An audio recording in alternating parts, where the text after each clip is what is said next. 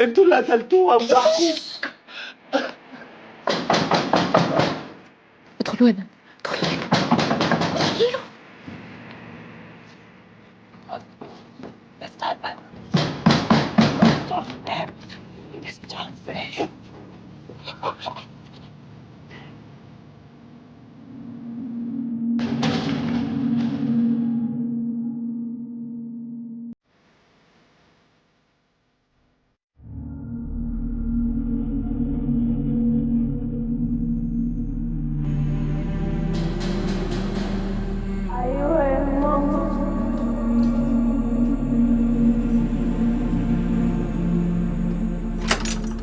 في ايه؟ المفتاح ما بيفتحش ليه؟ ايه ده؟ معلش نسيته في الباب.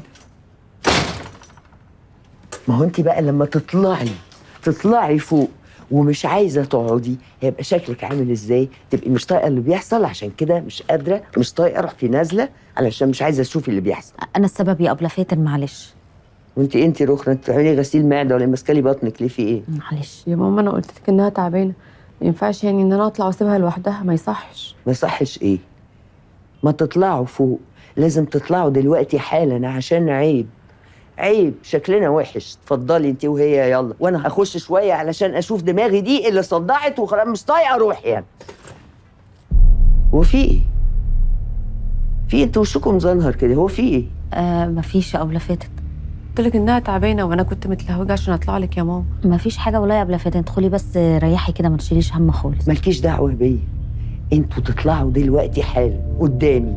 اتفضلوا. ما احنا هنطلع، انا كده كده هطلع، انا اصلا لسه ما رقصتش مع العيال ولا هيصت ولا كلت جاتوه، فانا هطلع على طول. وانتي هبه بقي اطمني على ابله فاتن، وانتي بقي حصليني يا هبه، ماشي؟ انتي تطمني على ابله فاتن، اطمني عليها كويس قوي وتحصليني ما على طول. تطمنيش عليا ولا حاجه، اطلعي معايا يلا اتفضلي. طب اطمن عليكي الاول. يا ست انا كويسه، اطلعي ما تسوديش وشي قدام الناس. ماشي هاخد اتفضلي. حاجتنا عشان لو حبيتي تكلميني يبقى معايا التليفون. تعالي بس.